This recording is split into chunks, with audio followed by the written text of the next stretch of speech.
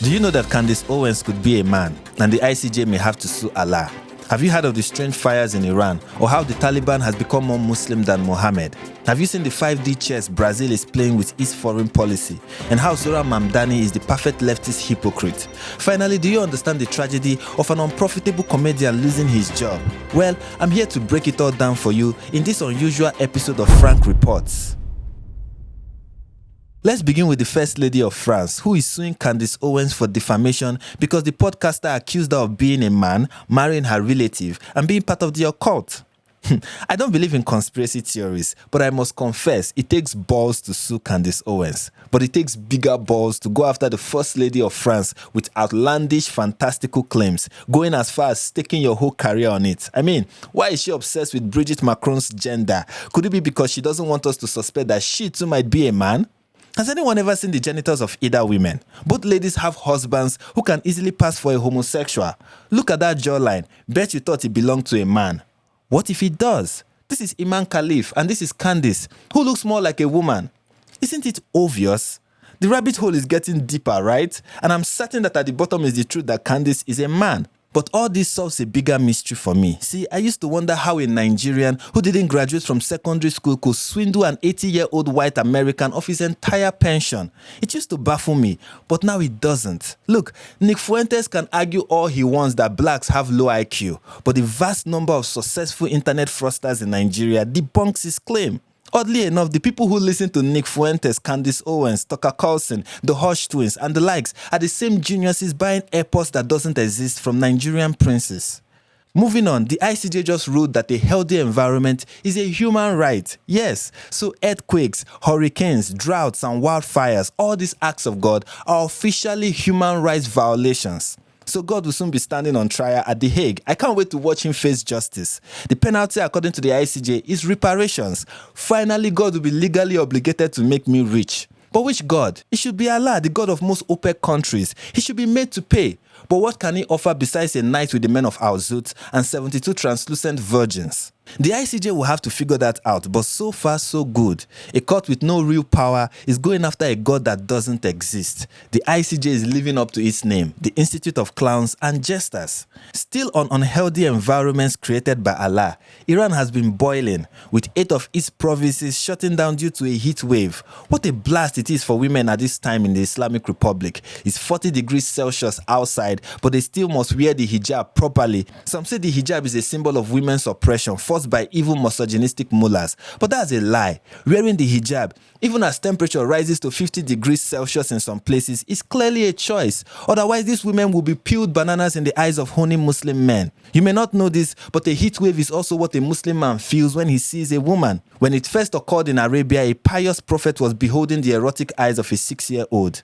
But there is more than heat waves in Iran lately. Mysterious fires and explosions have also occurred, burning apartment complexes, oil refineries, a shoe factory, and a road outside a major airport. For those who don't know, this is what the average Iranian looks like. Whether he's an air traffic controller, an oil refinery engineer, a factory worker, or the janitor of an apartment complex, that's obviously Javid Rahim. The Iranian authorities claim that these fires were caused by old infrastructure using substandard gas and carelessness. Of course, what else could it be when old infrastructure, substandard gas, and carelessness fall into the hands of your average Javid Rahim?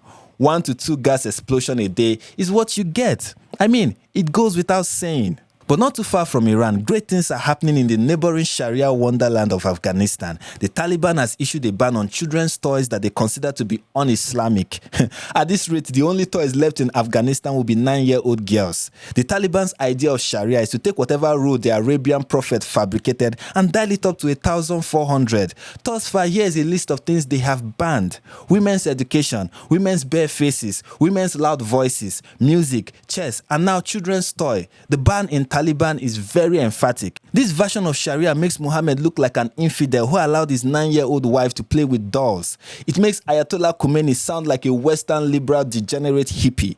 But that's not all the Middle East had to offer humanity these past few days. In Gaza, the IDF reportedly shot and killed 73 innocent Palestinians waiting for aid. These good people hadn't seen it coming. What had they done to deserve this? It felt like yesterday when they were living their lives peacefully raping women in Israel, but today the IDF is shooting at them while they were waiting for food.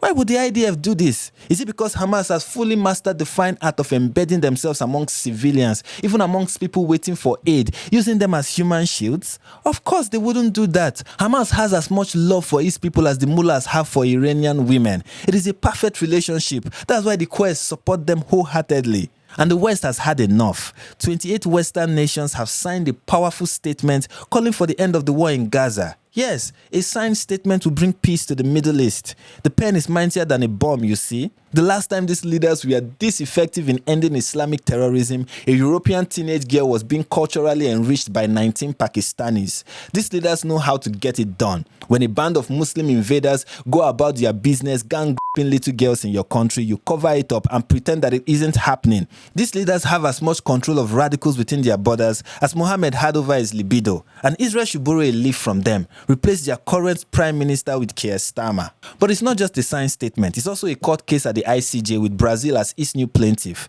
What this country is embarking on is a masterclass in strategic and effective foreign policy. You see, the US, Israel's strongest ally, has a standing 50% tariff on goods from Brazil, and the last time a country brought a case against Israel, Trump cut the financial aid it receives from the US. But Lula da Silva is convinced this move does nothing to his relationship with Washington. I mean, this height of genius borders on extreme stupidity. This is the 5D chess of diplomacy. This is winning a football match by shooting the ball straight into your team's goal post. Lula da Silva's intelligence is as profound as Mohammed's saying that the eyes are the leather straps of the anus. But outdoing his brilliance is Zohran Mamdani, a low-budget Barack Obama and potential mayor of New York City. His speeches feature the essentials of a Columbia University graduate's wet dream. This guy is the real deal. His rally is an orgy of bad ideas that arouses every communist in New York. One of his brilliant ideas is tackling the issue of homelessness with the abolition of private property. Hopefully they elect him so he can familiarize New Yorkers with the paradise obtainable in Cuba. But the man who wants to abolish private properties have 4 acres of it sitting in Uganda. But hypocrisy is the hallmark of a great politician. The bigger the hypocrisy, the greater the chance of appealing to a bunch of trust fund babies cheering for the abolition of private property. Let me conclude with the most important news story. The who is who of who is declining in relevance is talking about it. John Oliver, Jon Stewart, Rosie O'Donnell, Jimmy Kimmel, and more. Choirs have sung about it, articles have been written about it, protests are being held about it, and politicians with the sense to believe that Trump colluded with the Russians have spoken about it. The cancellation of Late Night with Stephen Colbert.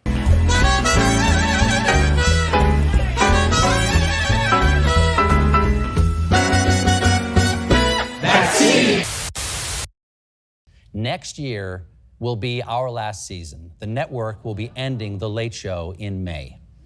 And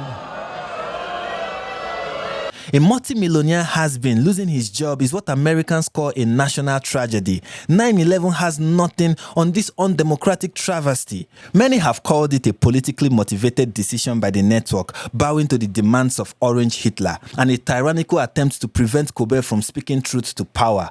Paramount Plus must be held accountable for infringing on a cringe comedian's right to free speech, which has incurred millions in losses, the cost far outweighing the benefits. Of course, Colbert must be paid by a big corporation to hold the same corporation accountable. He must platform leftist politicians and treat them like celebrities to speak truth to power. Who is smarter, those who believe this or those who think Brigitte Macron is a man? Stephen Colbert is the stupidity of smart people. Candice Owens is the brilliance of stupid people.